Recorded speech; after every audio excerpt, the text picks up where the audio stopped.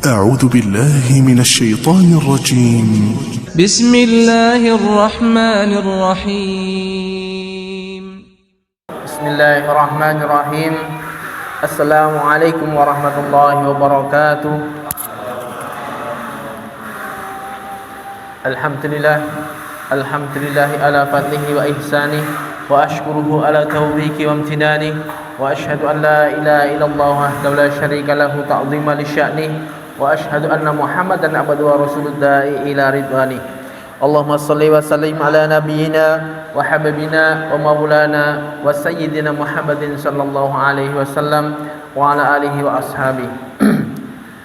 وقال الله تعالى في كتابه الكريم: يا أيها الذين آمنوا اتقوا الله حق تقاته ولا تموتن إلا وأنتم مسلمون. وأن أصدق الحديث كتاب الله وخير الهدى هدى محمد صلى الله عليه وسلم وشر الأمور محدثاتها وكل محدثة بدعة وكل بدعة ضلالة وكل ضلالة في النار. Ma'asyiral muslimin rahimani wa rahimakumullah. Alhamdulillah, malam hari ini kita melanjutkan kajian kita yang sempat tertunda beberapa saat. Kita melanjutkan mengaji sebuah kitab yang disusun oleh Al-Imam Nawawi rahimahullah, yang mana beliau merangkum dari sekian banyak hadis, beliau pilih 42 hadis, yang mana hadis-hadis ini bisa dikatakan sebagai madarul Islam atau porosnya Islam. Jadi dengan kita menguasai hadis-hadis ini secara secara mendalam, seakan-akan kita menguasai Islam secara global. Jadi gambaran Islam ya dari hadis-hadis ini. Ini hadis yang sangat bermanfaat, yang kita sudah separuh jalan lebih. Jadi kita sudah sampai kepada hadis ke 26. Jadi sudah separuh lebih ya. Kita lanjutkan hadisnya, hadis yang ke-26. An Abi Hurairah radhiyallahu anhu, dari sahabat Abu Hurairah. Qala, berkata sahabat Abu Hurairah, qala Rasulullah sallallahu alaihi wasallam, Rasulullah bersabda, kullu salama minan nasi alaihi shadaqah. Jadi tiap-tiap persendian dari manusia itu wajib ditunaikan sedekah atas persendian tersebut. Kulla yaumin tatluhu fi syams, dan mana kewajiban sedekah untuk tiap persendian ini setiap hari, yaitu setiap matahari terbit pada hari itu. Jadi kewajiban sedekah tiap-tiap sendi itu setiap hari. Contoh sedekah yaitu ta'dilu baina itsnaini shadaqah. Bersikap adil di antara dua orang yang bersengketa itu adalah bentuk sedekah. Wa tu'inur rajula fi dabbatihi fatahmiluhu 'alaiha aw tarfa'u lahu 'alaiha mata'ahu shadaqah. Dan seseorang menolong seseorang yang lain, seorang laki-laki dia menolong seseorang numpak, naik tunggangannya. Kalau zaman dulu ya seperti itu, naik tunggangan itu nggak gampang. Unta atau kuda itu butuh naik kudanya itu nggak mudah, jadi perlu ditolong. Nah, seseorang menolong orang lain naik tunggangannya, atau dia mengangkatkan barangnya kepada kendaraan tersebut, itu juga termasuk sedekah. Wal kalimatu thayyibatu shadaqah. Kalimat yang baik itu juga sedekah. Wa bi kulli khutwatin tamshiha ila sholati shadaqah. Dan setiap langkah yang kita berjalan menuju sholat itu juga sedekah. Ini contoh-contoh yang disebutkan oleh Nabi. Wa tumitul adza anitariq shadaqah. Menghilangkan gangguan dari jalan itu juga termasuk sedekah. Rawahul Bukhari wa Muslim. Hadis ini diriwayatkan oleh Bukhari dan Muslim. Jadi hadis yang singkat ini menjelaskan tentang betapa pentingnya mensyukuri nikmat yang mana nikmat ini sering kita lupakan, yaitu nikmat sehat. Makanya Rasulullah SAW juga bersabda, nikmatani makbunun fihi makatsiru minan nas, as-sihhatu wal faragh. Ada dua nikmat yang di situ manusia banyak terlalaikan dari dua nikmat itu, yaitu sehat dan juga waktu luang. Keduanya, sehat dan juga waktu luang ini akan dimintai pertanggungjawabannya. Ya, di antara yang disebutkan oleh Nabi Sallallahu Alaihi Wasallam dalam hadis ini, nikmat sehat berupa persendian. Kita bangun pagi, mata melek, badan kita bisa digerakkan, semua itu termasuk sehat, nikmat yang luar biasa. Dan ini banyak dilahirkan oleh manusia. Jarang dari kita menyadari, merenungkan bahwasanya kita bangun pagi melek, keadaan badannya bisa gerak semuanya, setiap persendiannya itu bisa bergerak semua, itu adalah nikmat dari Allah. Saking seringnya nikmat ini kita terima, bahkan setiap hari kita terima, sehingga saking seringnya kenikmatan ini kita terima, kita menyangka bahwasanya adalah kewajiban yang Allah harus tunaikan kepada kita, sehingga kita lupa bahwa ini adalah nikmat yang besar yang Allah berikan kepada kita. Ini termasuk nikmat yang remeh yang Nabi sebutkan, ini nikmat yang kecil yang ada pada diri manusia. Semua persendiannya ini bisa bergerak dengan bebas. Ini bisa bergerak begini, ini bisa bergerak begini, kakinya juga bisa bergerak. Semua persendiannya bisa bergerak bebas. Ini adalah nikmat dari Allah, dan ini jarang kita sadari. Makanya lewat hadis ini Nabi ingin mengingatkan kepada kita bahwasanya semua ruas-ruas tubuh kita ini punya hak yang harus ditunaikan. Karena Allah sudah memberikan kenikmatan kepada kita berupa tubuh kita bisa bergerak bebas, ruas-ruas persendian kita ini bisa bergerak dengan leluasa, yang mana Allah ciptakan dengan sangat luar biasa. Ini juga harus ditunaikan kewajibannya, yaitu setiap hari kita bersedekah sejumlah ruas jari kita, ruas-ruas tubuh kita.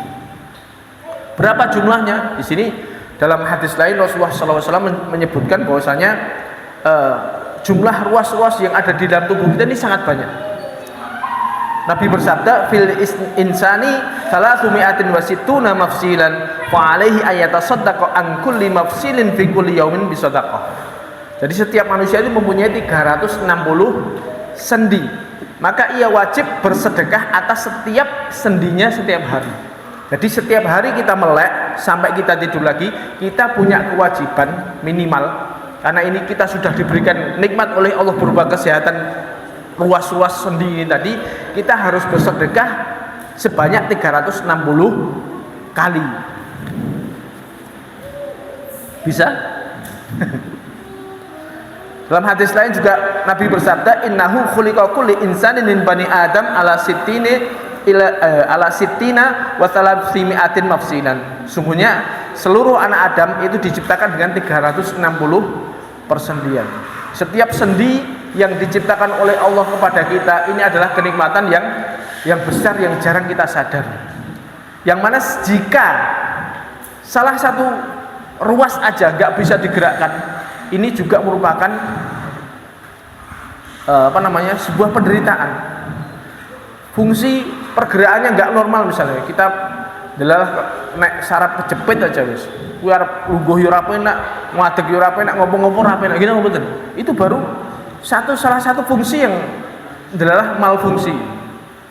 Ini rasanya gak enak.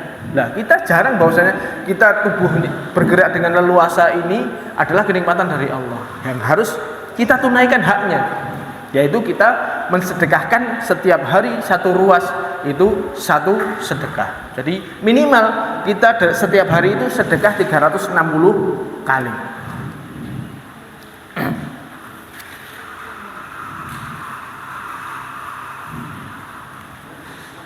Yang mana apa? Istilahnya kita kewajiban persendian ini itu akan ditanya oleh Allah. Tsumma latus aluna yauma idzin anin na'im. Semua nikmat yang Allah berikan kepada manusia itu akan ditanya.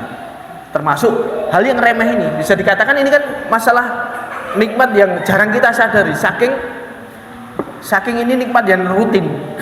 Ini juga akan ditanya oleh Allah. Karenanya kita harus belajar mensyukuri nikmat yang Allah berikan kepada kita. Kita harus betul-betul, kalau kita bisa ngitung apakah kita sudah menunaikan kewajiban kita atau belum. Coba kita hitung. Seandainya umur kita ini sekarang 40 tahun, kita balik umur 15 tahun, berarti kita sudah hidup selama 25 tahun. 25 tahun itu berarti kan kalau pakai tanggalan hijriah sekitar 9.000 hari. 9.000 hari, kalau tiap hari harus sedekah 360 persendian, berarti kan kita harus sedekah 3.240.000-an gitu. Sekitar segitu yang harus kita sedekahkan. Nah, coba apakah kita sudah menunaikan kewajiban-kewajiban kita ini? Sedekah sebanyak itu. Makanya kita harus syukuri bahwasanya nikmat besar yang Allah berikan kepada kita ini akan dimintai pertanggungjawaban. Jadi kalau kita gunakan untuk kebaikan, maka kita sudah menunaikan haknya badan kita, haknya ruas-ruas kita sudah kita tunaikan. Kalau belum, ya nanti akan dimintai pertanggungjawaban oleh Allah. Dan kita harus sadar betul bahwasanya manusia ini adalah makhluk terbaik yang Allah ciptakan. Allah berfirman dalam surat At-Tin, laqad khalaqnal insana fi ahsani taqwim. Jadi manusia ini adalah makhluk terindah yang Allah ciptakan melebihi makhluk-makhluk yang lain, dengan fungsi-fungsi yang sudah secara proporsional Allah berikan kepada anggota-anggota tubuhnya. Jadi manusia ini termasuk penciptaan Allah yang paling sempurna, ya manusia ini. Makanya kalau sebagian orang-orang musyrikin di luar sana itu sangat aneh menggambarkan Tuhan-Tuhan mereka dengan makhluk-makhluk yang aneh-aneh. Manusia ini kalau digambarkan ini sudah makhluk yang paling sempurna. Ya, coba bayangkan orang-orang yang menganggap dewa-dewa mereka perpaduan antara manusia, terus kepalanya ada gajahnya, dianggap Tuhan kok. Kira-kira ditonton ora patut ya. Atau mungkin ada manusia digambarkan sebagai manusia tapi wajahnya ada 4 arah gitu. Kan juga aneh kan? Ya kita ini penciptaan kita dengan ruas-ruas jarinya, dengan itu sudah termasuk penciptaan terbaik yang Allah jadikan kepada kita. Makanya laqad khalaqnal insana fi ahsani taqwim. Manusia ini termasuk penciptaan yang paling indah. Bahkan ada cerita ini, ada seorang suami gombalin istrinya. Nah, ada seorang suami gombalin istrinya, "Dik, kamu tuh wanita tercantik di dunia ini. Seandainya bulan itu lebih cantik daripada kamu, maka kamu tak talak." Ya. Maksudnya kan dia memuji istrinya bahkan melebihi rembulan. Seandainya bulan itu lebih cantik daripada kamu, maka kamu tertalak. Nah, sing wedok wedi. Waduh, padahal bahasa kiasan bulan itu kan seakan-akan menggambarkan makhluk indah gitu kan. Digambarkan kalau wanita cantik itu seperti cantik rembulan gitu. Jadi ungkapan-ungkapan ini kan sing wedok malah wedi, ojo-ojo ini malah jatuh talak beneran ini. Lah, apakah saya lebih baik dari rembulan? Nah, ditanyakan kepada ulama, bagaimana statusnya? Apakah statusnya ini jatuh talak apa enggak seperti ini? Ya enggak, dijawab sama ulama, laqad khalaqnal insana fi ahsani taqwim, dengan ayat ini. Jadi bahwasanya manusia ini diciptakan dengan penciptaan yang terbaik. Jadi manusia ini termasuk makhluk Allah yang diciptakan dengan penciptaan terbaik. Makanya dan juga banyak sekali kenikmatan Allah yang berikan kepada manusia. Allah banyak menggambarkan dalam Al-Quran, ya ayyuhal insan ma gharaka bi rabbikal karim alladzi khalaqaka fasawwaka fa'adalak. Wahai manusia, apa yang memperdayamu dari tidak taat kepada Allah, dari durhaka kepada Allah? Yang mana Allah itu alladzi khalaqaka fasawwaka fa'adalak, yang mana Allah telah menciptakan kamu, menyempurnakanmu dengan menjadikan susunan yang seimbang. Jadi proporsional antara kepala, kaki, tangan, itu sangat proporsional, enak dilihat. Ini manusia dengan penciptaan paling proporsional seperti itu. Juga dalam ayat lain misalnya, Qul huwallazi ansha'akum wa ja'ala lakumus sam'a wal absara wal afidah qalilan ma tashkurun. Katakanlah, dialah yang menciptakan kamu dan menjadikan kamu pendengaran, penglihatan dan juga hati. Jadi Allah menciptakan kita memiliki indera yang sangat banyak. Tapi segitu. Qalilan ma tashkurun. Banyak dari kita yang tidak bersyukur. Makanya dari sini semua dalil-dalil ini menunjukkan bahwasanya segala kenikmatan yang Allah berikan kepada kita dari sisi penciptaan kita sebagai manusia itu wajib kita syukuri. Bahkan dalam ayat lain misalnya Allah banyak bertanya kepada kita, alam naj'allahu ainain wa lisanan wa syafatain, bukankah kami telah menjadikan kepadanya dua mata, kemudian punya lidah dan juga dua bibir. Ini berarti fungsi mata, fungsi telinga, fungsi bibir ini sebuah kenikmatan yang Allah berikan kepada kita. Dan semua kenikmatan-kenikmatan yang lain, termasuk kenikmatan ruas-ruas jari ini tadi, adalah kenikmatan-kenikmatan yang harus kita syukuri, yang disitulah banyak dilalaikan oleh manusia. Karena kenikmatan ini kita dapatkan hampir setiap hari. Hampir setiap hari kita dapatkan tanpa kita tanpa perenungan, kita tidak akan menyangka bahwa ini adalah kenikmatan dari Allah. Karena ya itu wis adate ngono kuwi. Kita sudah bangun pagi, sudah melek dalam keadaan seperti ini. Jadi ini yang harus kita butuh perenungan di dalamnya, bahwasanya semua anggota tubuh kita, kemudian aliran darah kita masih normal, jantung kita masih berdetak dengan normal, ini semuanya adalah kenikmatan yang wajib kita syukuri. Ini kenikmatan, terutama kenikmatan kesehatan. Bahkan saking wajibnya, saking pentingnya masalah kesehatan ini didulukan daripada nikmat-nikmat yang lain. Rasulullah SAW bersabda, man asbaha minkum mu'afan fi jasadihi aminan fi syirbihi indahu kutu yaumihi bahkan nama hizat lahu dunya. Barang siapa yang melek bangun pagi itu badannya sehat, terus keadaannya dia aman di rumahnya, kemudian dia punya makanan hari itu, maka seakan-akan seluruh perkara dunia dikumpulkan untuk dia. Karena hakikatnya dunia cuma itu tok. Sing penting ada apa? Awake waras, aman, iso mangan, cukup. Makanya ketika kita bangun pagi dalam keadaan sehat, kemudian kondisinya aman, bisa makan, wis seakan-akan perkara dunia dikumpulkan untuknya. Dia sudah menguasai perkara dunia. Ini termasuk nikmat kesehatan yang harus kita syukuri. Dan ini berkali-kali Allah ingatkan, kita sering lalai daripada hal ini. Makanya termasuk seandainya dia hartanya banyak sekalipun, bisa jadi hartanya itu tidak akan ada artinya seandainya kesehatannya dicoba oleh Allah. Betapa banyak orang yang punya harta banyak, tapi ternyata dia dicoba malah nggak bisa makan apa-apa, nggak bisa menikmati, wis mangan iki ra oleh, mangan kowe ra oleh, mangan wis banyak pantangannya, sehingga dia malah tidak bisa menikmati hartanya yang banyak tersebut. Makanya ini teguran bagi kita bahwasanya kesehatan yang Allah berikan kepada kita ini adalah wajib kita syukuri. Betapa banyak orang yang terpedaya dari hal ini. Makanya ada pepatah mengatakan as-sihhatu tajun ala ru'usi as-sihhat la yarahu ilal mardo. Kesehatan itu adalah mahkota yang Allah mahkota yang di atas kepalanya orang yang sehat.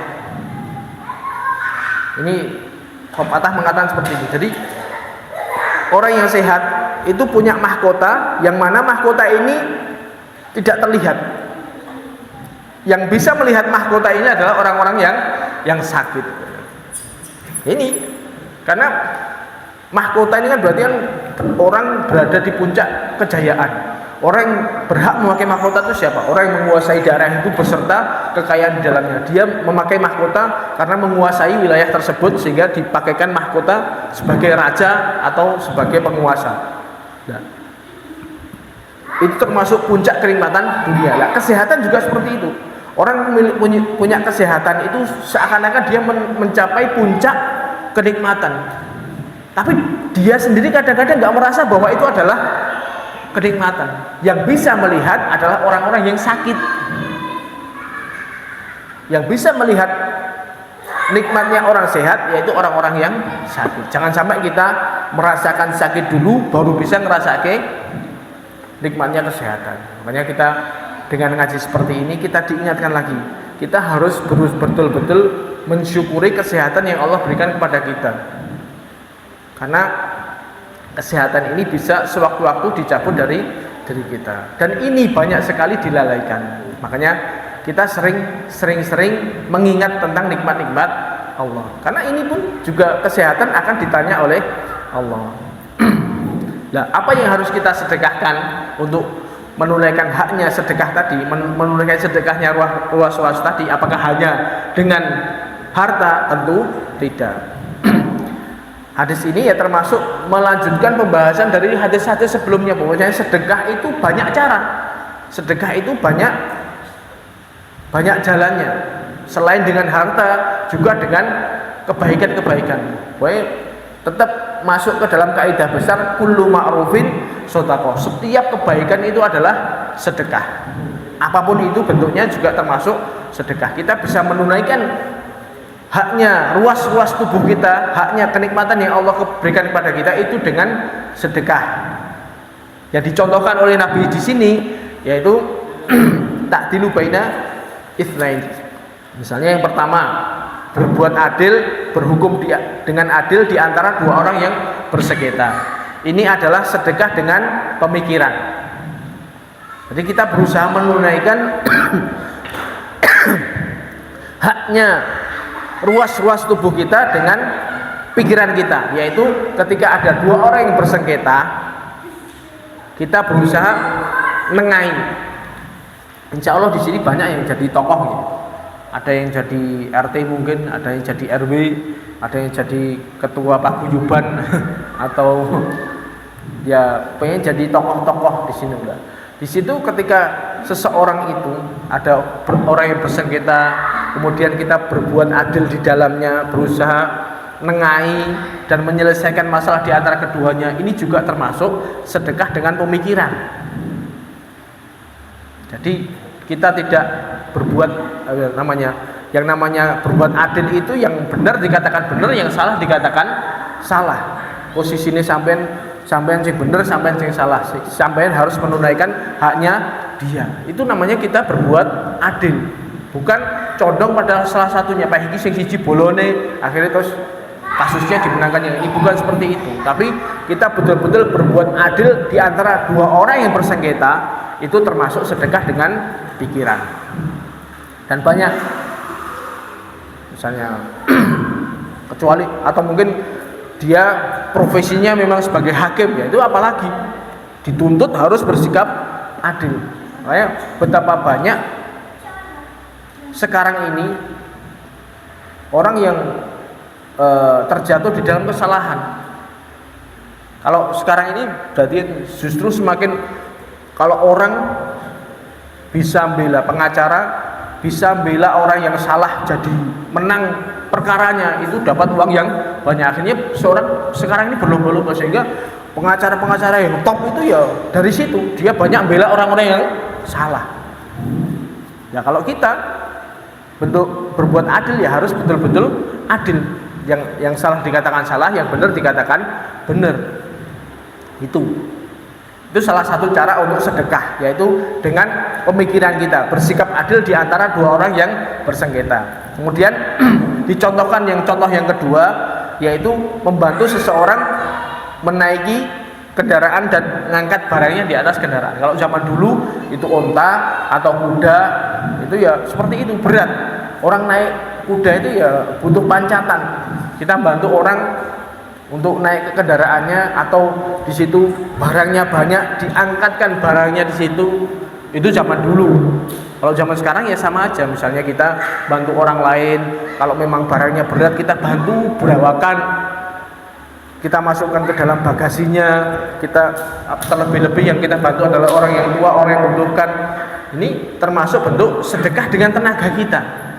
Jadi yang tadi sedekah dengan pikiran, ini sedekah dengan tenaga kita, karena nikmat yang Allah berikan kita berupa kesehatan ini, kita gunakan kesehatan kita untuk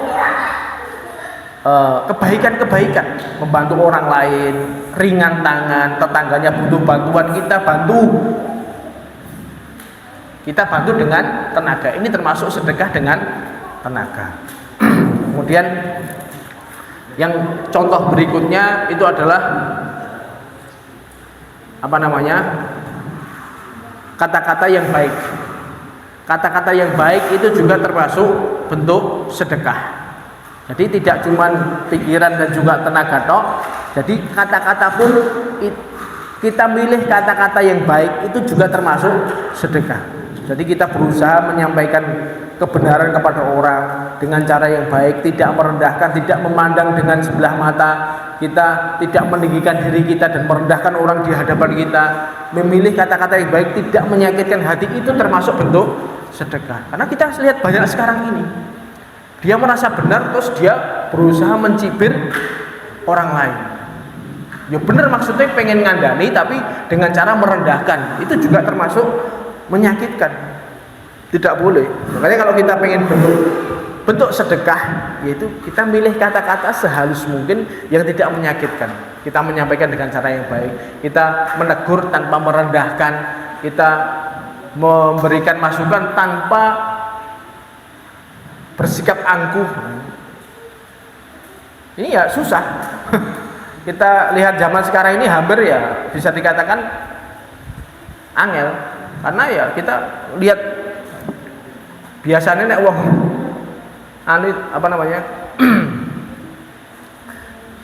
kita dapati banyak orang itu ya seperti itu. Ketika dia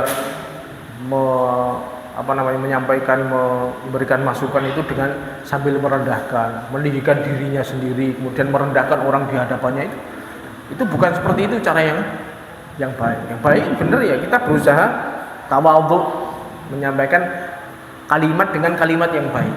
Ini perlu latihan. Makanya kita berusaha semakin banyak ilmu ini membawa kita kepada akhlak yang baik. Oh, kayak ternyata nek ngaji gitu. Saya ngaji, kalimat kata-katanya semakin lembut, semakin menyejukkan, itu harusnya seperti itu. Dan ini butuh latihan.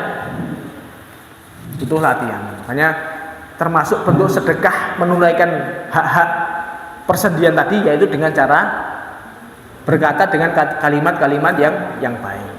Termasuk contoh sedekah. Kemudian di contoh sedekah berikutnya yang dicontohkan oleh Nabi dalam hadis ini, yaitu setiap langkah kaki yang kita langkahkan menuju masjid untuk sholat itu bernilai sedekah. Ini juga seperti itu. Bahkan sebagian ulama saking memaknai dohir hadis ini sampai berfatwa nek iso langkahi cilik-cilik. Kalau bisa ngelangkahnya kecil-kecil biar nanti dapat banyak. Bukan itu maksudnya. Meskipun ini dibantah oleh sebagian ulama yang lain karena maksudnya tidak seperti itu. Tapi minimal dengan kita tertib sholat 5 waktu ini kita banyak mengeluarkan sedekah. Ini juga termasuk bentuk sedekah untuk menunaikan haknya ruas-ruas jari kita. Jadi semakin banyak melangkahkan kaki menuju masjid. Lah nek nang masjid numpak motor Mas, piye hitungannya apa tiap hubungan roda, ya Allah a'lam. Yang jelas yang ada hadisnya itu langkah kaki, tapi seandainya kita menggunakan media lain, misalnya pakai naik motor, naik sepeda, itu tetap ada hitungan pahalanya. Ya enggak berarti sama sekali sia-sia, ya tidak. Tapi beda dengan orang yang betul-betul melangkahkan kaki menuju masjid.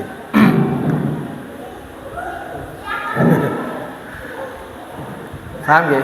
Jadi itu juga seperti itu. Jadi melangkahkan kaki semakin dan apa namanya? Kalau bisa dikatakan ini kewajiban kita sebenarnya. Kewajiban setiap kaum muslimin laki-laki untuk menunaikan kewajiban ini, sholat menuju masjid. Kita dapati sekarang ini fenomena yang aneh mungkin ini. Saking masyarakat kita ini jauh dengan ilmu, sehingga menjadikan barometernya kesolehan seseorang itu dengan sering nang masjid. Wah, si A kae wonge soleh, wonge jos, karena apa jenenge sering nang masjid. Padahal itu kewajiban.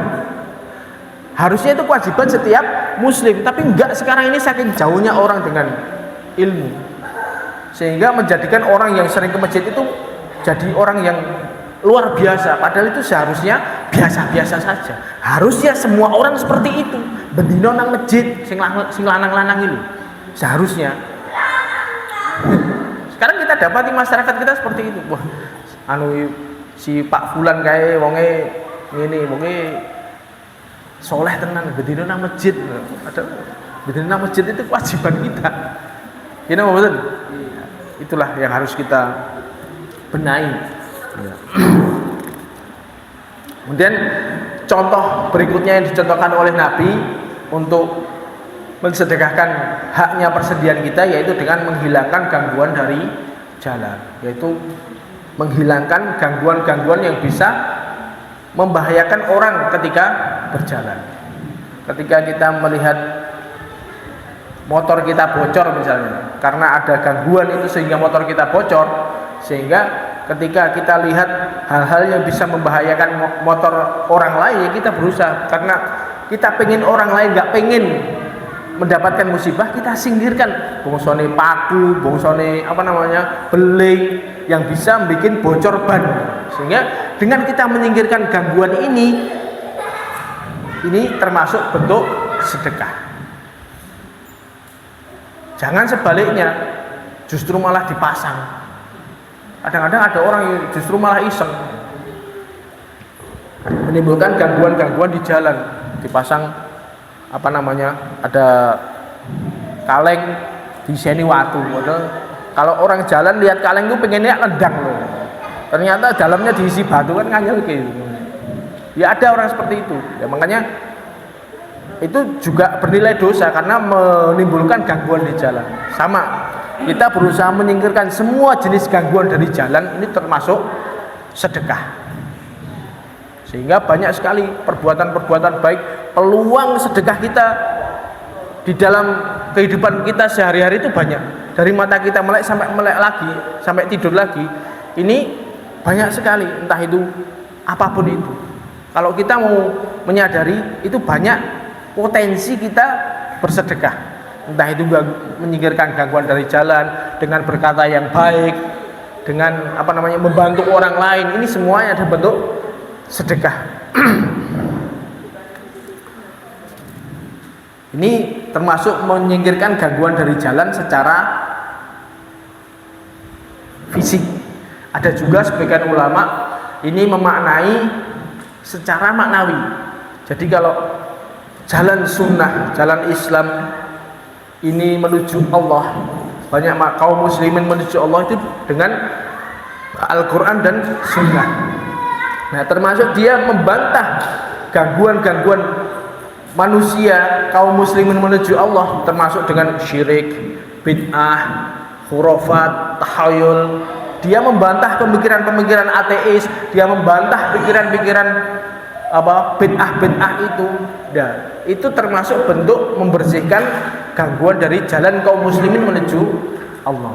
Ini secara maknawi. Jadi ada menyingkirkan gangguan secara fisik, ada menyingkirkan gangguan secara maknawi, yang mana seharusnya kaum muslimin itu berusaha menetapi agama Allah ini, mendekatkan diri menuju Allah. Ternyata di situ banyak gangguannya. Ada gangguan yang namanya gangguan syirik, ada gangguan bid'ah, ada gangguan pemikiran liberal, ada gangguan pemikiran-pemikiran syubhat-syubhat yang bisa membahayakan jalan dia menuju Allah. Nah, seseorang menyingkirkan gangguan-gangguan ini, membantah kesesatan-kesesatan, membantah bid'ah-bid'ah, itu termasuk menyingkirkan gangguan dari jalan Allah. Ini secara manawi. Jadi semua bentuk sedekah itu ada banyak, dan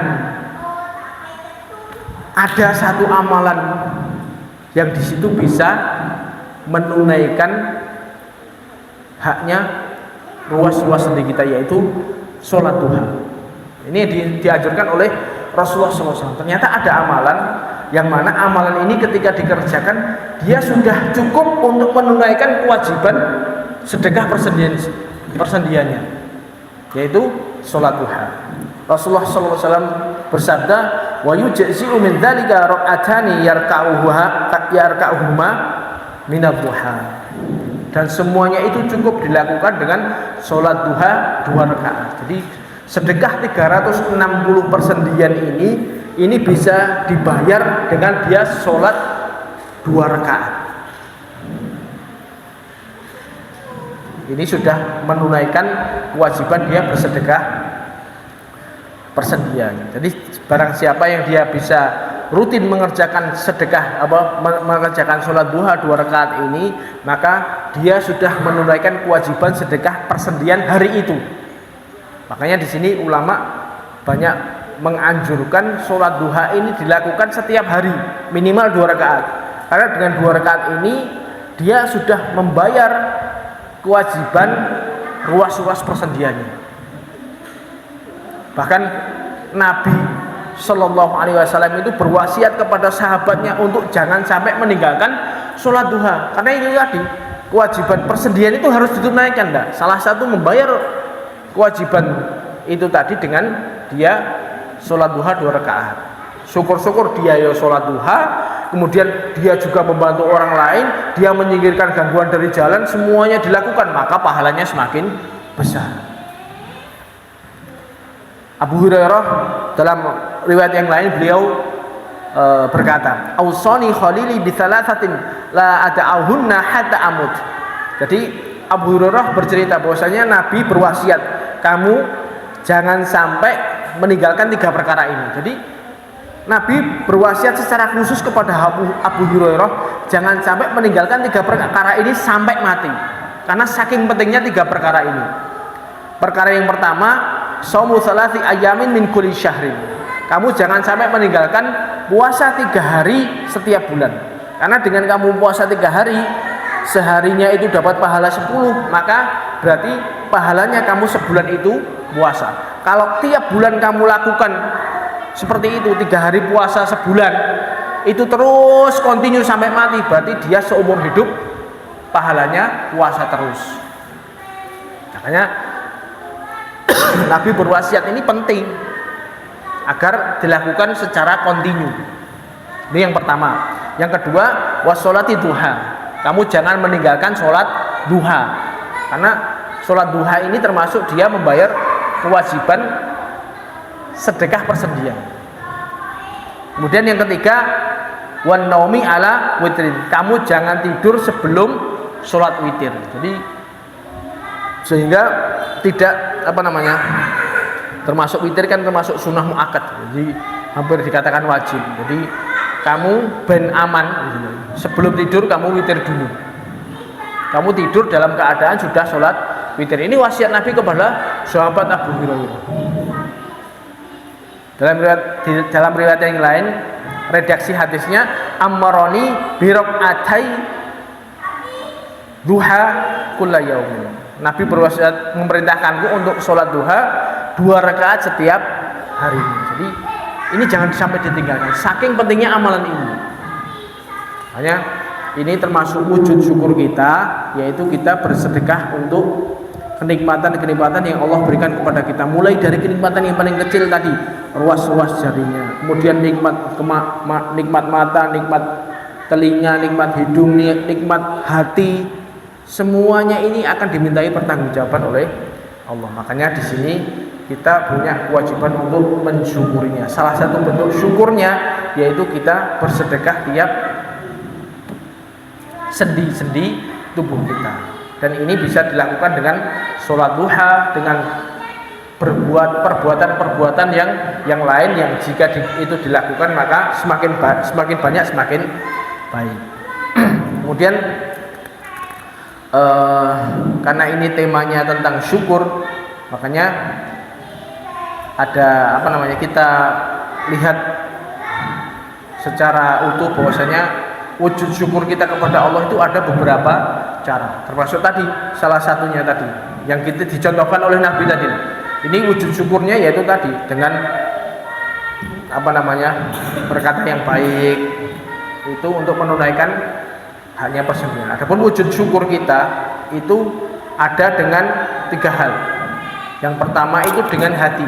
Kita tetapkan, kita akui dengan hati kita bahwasanya semua kenikmatan yang Allah berikan kepada kita itu datangnya dari Allah, murni datangnya dari Allah, bukan karena diri kita, bukan karena kita pintar jaga kesehatan, bukan karena kita pintar pilih-pilih makanan, bukan. Itu murni datangnya dari Allah. Jadi biar tidak merasa ujub bahwasanya kenikmatan sehat ini murni datangnya dari Allah. Jangan merasa bahwasanya saya bisa sehat karena saya bisa menjaga pola makan. Saya bisa sehat ini karena saya milih-milih menu misalnya. Bukan, itu murni datangnya dari Allah. Begitu juga kita biar tidak ujub, kita menyatakan pengakuan bahwasanya kita tuh tidak pantas, kita sebenarnya nggak pantas dapat kenikmatan tersebut. Siapa tahu kita ini kok Allah berikan nikmat kepada kita, banyak orang yang lebih pantas dari kita. Jadi jangan sampai kita ini seperti Qarun yang diceritakan dalam Al-Quran, yang mana dia itu ujub. Qarun mengatakan qala innama utituhu ala ilmin indi. Qarun mengatakan bahwasanya aku diberi harta ini karena ilmu yang ada padaku. Jadi dia ujub dengan ilmunya, dia merasa sombong dengan ilmunya, sehingga saya bisa kaya ini karena kepandaian saya dalam berdagang. Saya bisa kaya ini karena saya cerdas, saya feeling saya kuat, sehingga dia usahanya iso badi terus misalnya. Dia menyandarkan kenikmatan itu kepada dirinya sendiri. Yang kedua, Qarun salah satu tafsiran ayat ini, Qarun merasa bahwasanya dia memang pantas mendapatkan itu. Allah tahu bahwasanya saya memang pantas mendapatkan nikmat ini. Ini makanya termasuk bentuk ujub. Jangan sampai seperti itu. Yang namanya kita syukur kepada Allah, kita yang pertama kita harus akui betul-betul dengan kerendahan hati kita bahwasanya ini semuanya datangnya dari Allah. Wa ma bikum min nikmatin faminallah. Semua ini datangnya dari Allah, murni dari Allah. Kemudian yaitu tadi, sehingga kita bisa pengakuan hati kita ini menyandarkan kepada semua kenikmatan itu kita nisbahkan, kita sandarkan kepada Allah. Jangan kita nisbahkan pada diri kita. Yang kedua, wujud syukur kita selain dengan hati tadi, yaitu dengan lisan, dengan ucapan alhamdulillah. Makanya Rasulullah SAW bersabda, innallaha la yardha 'anil abdi ayyakulal aklata fayahmadahu 'alaiha aw yashraba syarbata fayahmadahu 'alaiha. Sungguhnya Allah itu ridho jika hambanya itu ketika dia makan, kemudian setelah makan dia memuji Allah, alhamdulillah atas makanan yang Allah berikan pada hari ini. Setelah dia selesai minum, dia minum kemudian menyandarkan lagi, alhamdulillah Allah memberikan saya minum. Bukan lantaran dia bisa nyari makan sendiri, nyari minum sendiri, enggak. Ini semuanya datangnya dari Allah. Dan itu diucapkan dengan lisannya alhamdulillah. Ini yang Allah suka dari hambanya seperti itu. Makanya sebagian seperti halnya suri tauladan kita yang Allah sebutkan dalam Al-Quran, yaitu Nabi Nuh. Nabi Nuh itu sampai mendapatkan gelar dari Allah, yaitu hamba yang abdan syakur, hamba yang banyak bersyukur. Karena di situ Nabi Nuh dalam setiap keadaannya itu selalu pandai bersyukur, mulai dari bangun tidur bersyukur kepada Allah, kemudian dia berjalan memakai pakaian, apapun kenikmatan itu dia syukuri, alhamdulillah, bisa naik kendaraan, alhamdulillah, bisa mengerjakan ini, alhamdulillah, semuanya serba alhamdulillah, alhamdulillah ala kulli hal. Dan ini yang diajarkan oleh Rasulullah sallallahu alaihi wasallam. Jadi kita doa-doa harian ini jika kita lakukan, ini termasuk bentuk kita wujud syukur kita kepada Allah dengan ucapan. Bangun tidur alhamdulillah. Kemudian pakai pakaian alhamdulillah, makan alhamdulillah, minum alhamdulillah, naik kendaraan juga seperti itu. Ini semuanya wujud syukur kepada Allah. Juga ketika contoh yang disebutkan dalam Al-Quran, Nabi Yusuf misalnya, ketika dia bisa menafsirkan mimpi, ini enggak menyandarkan bahwasanya Nabi Yusuf itu Allah berikan keahlian oleh Allah diberikan kelebihan bisa menafsirkan mimpi. Tapi Nabi Yusuf tidak menyandarkan pada dirinya sendiri. Beliau mengatakan bahwasanya dzalikumma mimma 'allamani rabbi. Ilmu yang saya dapatkan ini semata-mata datangnya dari Allah. Allah yang ngajari saya seperti ini. Ini yang kita perlu belajar dari kisah-kisah para anbiya seperti ini. Karena banyak dari kita ketika kita dapat kenikmatan itu kita sandarkan pada sebab. Kita sandarkan pada diri kita bahkan.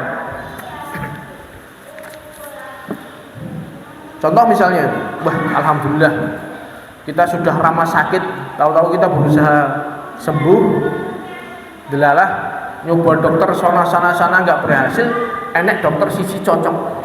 Alhamdulillah saya sehat sebab dokter itu.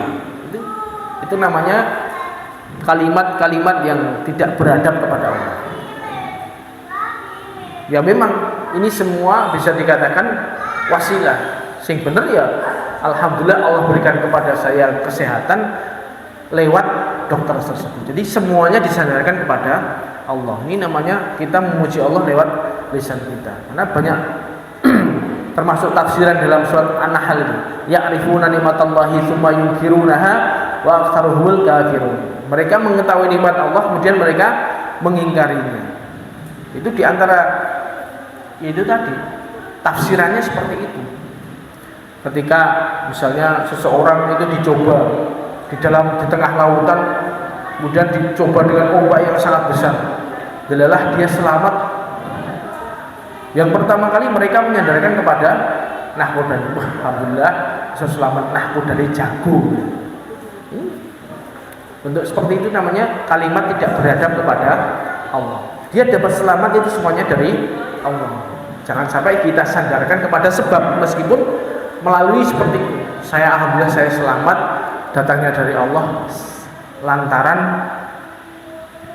Allah anugerahkan kepada nahkoda ini bisa mengarungi kapal dengan selamat.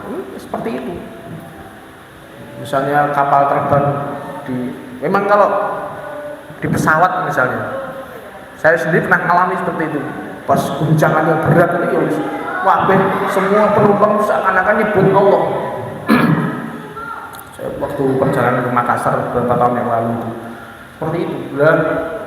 Betul-betul pesawat itu goyang dengan gaya yang sangat, itu hampir semua penumpang itu menyebut Allah. Terus kan daratan ya sekali bisa selamat seperti itu. Nah ini ketika bisa selamat dengan kondisi yang seperti itu menyadarkan pilote elok tentang ini termasuk kalimat yang tidak beradab. Jadi kita harus betul-betul memuji Allah dengan lisan kita atas setiap keadaan kita. Alhamdulillah saya bisa selamat lewat misalnya, ini nggak apa-apa. Tapi kalau kita menyandarkan kepada sebab, ini termasuk kalimat yang tidak bisa dikatakan ini syirik kecil seperti ini. Dan juga termasuk bentuk syukur dengan lisan, yaitu fa'amma binikmati rabbika fahadits. Adapun dengan nikmat Tuhanmu maka sebut-sebutkan. Ini ya coba kita misalnya sekali-kali kita kumpulkan dengan kita ngobrol-ngobrol dengan istri kita, dengan anak kita, kita ingat-ingat nikmat Allah yang sudah datang pada kita. Kita ngobrol sama istri, Dik, alhamdulillah ya Dewi, biar keadaannya seperti itu. Awal-awal kita nikah dulu seperti ini, ternyata Allah banyak berikan kenikmatan kepada kita sampai kondisi kita seperti ini. Itu dengan kita ngobrol-ngobrol, ingat-ingat nikmat Allah, ini kita bisa syukur kepada Allah. Alhamdulillah, Allah banyak menolong kepada kita, Allah banyak memberikan berjasa besar kepada saya kita. Fa'amma bi nikmati rabbika fahadits. Kita kumpulkan anak-anak kita misalnya, diceritakan bahwasanya kita dulu kondisinya begini, sekarang kondisinya gini. Ini semuanya datangnya dari Allah. Ini termasuk bentuk syukur dengan lisan kita. Karena nikmat Allah itu sangat banyak sekali. Sangat banyak sekali. Wa atakum min kulli ma sa'altumuh wa in ta'udu nikmatallahi la tusuha innal insana ladzalumun kafar. Jadi Allah memberikan kepada kalian segala yang kalian mohon kepada kita. Banyak sekali permintaan kita, banyak sekali hal-hal yang kita inginkan Allah berikan kepada kita. Bahkan yang tidak kita minta pun Allah berikan kepada kita. Ini termasuk bentuk syukur dengan lisan kita. Jadi kita sebut-sebut, kemudian kita alhamdulillah. Kemudian yang ketiga itu wujud syukur dengan perbuatan kita. Jadi kita syukur itu enggak cuman tanpa aksi gitu. Kalau kita mengatakan bahwasanya kita itu syukur terus malas beribadah, itu namanya omong kosong. Jadi yang namanya kita wujud syukur kita, kalau kita sudah menetapkan semuanya itu datangnya dari Allah, kemudian kita alhamdulillah, kita aksinya, perbuatan kita yaitu dengan banyak melakukan ibadah kepada Allah. Allah banyak memberikan kesehatan kepada kita. Termasuk bentuk mensyukuri nikmat yang Allah berikan kepada kita yaitu banyak beribadah kepada Allah. Minimal tunaikan ibadah wajibnya, sholat ke masjid, kemudian tunaikan kewajiban utama beribadah kepada Allah, baca Quran, apalagi banyak di situ.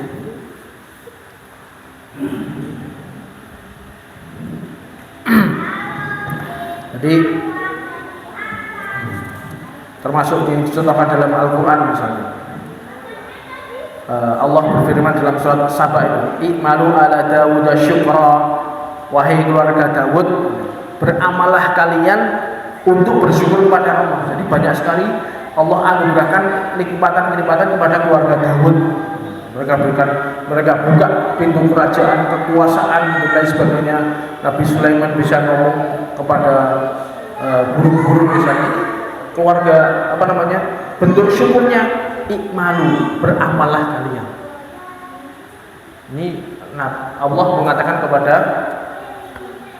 Anbiya, pada Nabi Daud. Ini juga berlaku pada kita. Kenikmatan yang Allah berikan kepada kita, ikmalu, beramalah kalian kepada Allah. Kita tunaikan kewajiban kepada Allah. Sholat 5 waktu kita jangan sampai ketinggalan, puasanya jangan sampai ketinggalan, amalan-amalan lahiriah ini jangan sampai ketinggalan, kan sebagai bentuk syukur Allah berikan nikmatan kepada kita. Dan juga termasuk salah satu bentuk syukur yang Allah berikan kepada Nabi Muhammad SAW. Beliau meskipun dosa-dosanya sudah diampuni oleh Allah, tapi beliau tetap melakukan sholat, bisa dikatakan mati-matian beribadah sampai kakinya bengkak, saking nikmatnya menikmati ibadah kepada Allah. Makanya ketika Aisyah nanya, "Loh Nabi, jenengan itu enggak kenemenen toh? Wong dosa yang lalu sudah diampuni, dosa yang akan datang sudah diampuni, kenapa jenengan sampai berbuat seperti itu sampai kaki-kaki bengkak?" Makanya jawabannya Nabi, "Afala akunu abdan syakura?" Nah, bukankah tidaklah saya menjadi hamba yang bersyukur? Bukankah sewajarnya saya seperti ini, karena Allah milih saya menjadi nabinya Allah dan banyak sekali Allah berikan nikmat kepada saya. Bahkan Nabi Muhammad melihat surga neraka langsung. Makanya pantas umpama beliau seperti ini. Kalau kita sholat malam kira-kira sampai bengkak orang.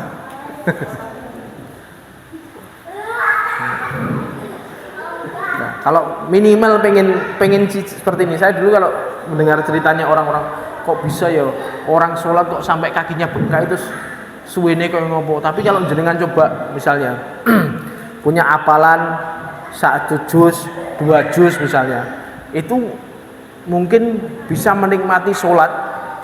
Jadi murojaah sambil sholat itu sampai nggak terasa. Isu-isu ya sikile loro ya medhoe. Nah ini kalau Nabi ya hafal sak Quran ya mungkin ya bisa dikatakan seperti itu. Kalau kita pengen mendekati ini minimal ya punya hafalan yang banyak, itu insya Allah kita bisa menikmati sholat kita. Ngoten nggih. Ini termasuk motivasi.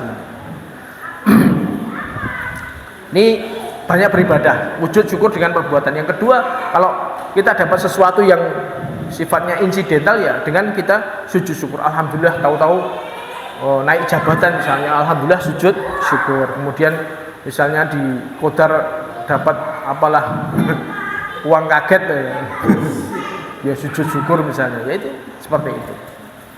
Kita perbuatan kita menunjukkan bahwasanya kita bersyukur kepada Allah. Kemudian yang ketiga ini juga termasuk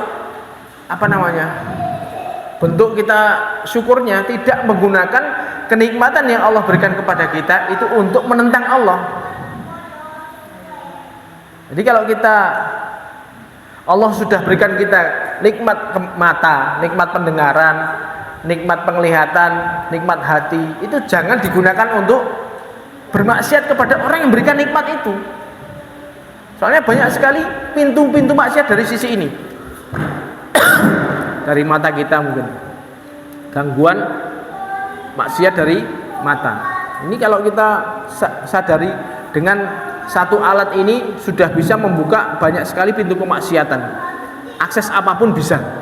Mau jenis kemaksiatan apapun juga bisa. Makanya kalau kita ingat-ingat bahwasanya semua kenikmatan yang Allah berikan kepada kita berupa kesehatan badan ini, jangan kita gunakan nikmat yang Allah berikan kepada kita justru untuk bermaksiat kepada Allah.